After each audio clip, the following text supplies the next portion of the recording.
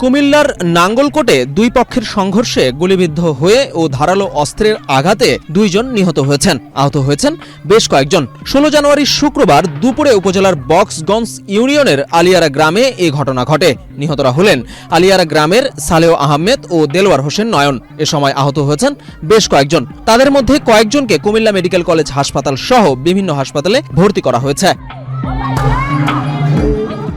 বিষয়টি নিশ্চিত করেছেন নাঙ্গলকোট থানার ভারপ্রাপ্ত কর্মকর্তা মোহাম্মদ আরিফুর রহমান। তিনি জানান, সংঘর্ষের পর এলাকায় উত্তেজনা বিরাজ করছে।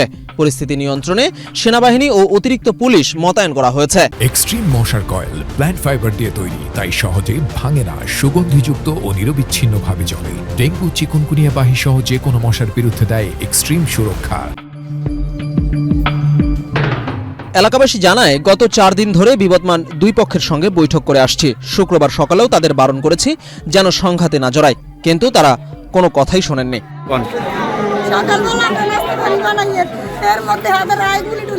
এরা কারা?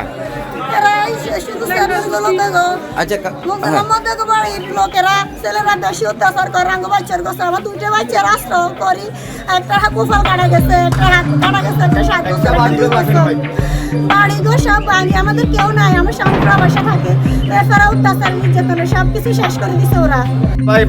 আমরা কোনো আগের জমানে কি হয়েছে না হয়েছে জানি না, আমরা আসি বাইক করে উঠছি, একটা গিরোয়া দিই আই সকালবেলা ভাই হমানে কোবাইছে আর গুলি করছে।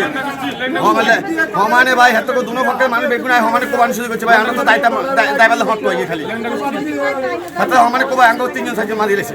গত বছরের 3 আগস্ট আলাউদ্দিন নামে সাবেক এক ইউপি সদস্যকে সিএনজি অটোরিকশায় করে তুলে নিয়ে গুলি করে হত্যা করা হয়। এরপর থেকে ওই এলাকায় দফায় দফায় সংঘর্ষের ঘটনা ঘটে। ঘটনাটি স্থানীয় পর্যায়ে বিভিন্ন সময়ে মীমাংসার চেষ্টা করা হলেও তার রেশ থেকে যায়।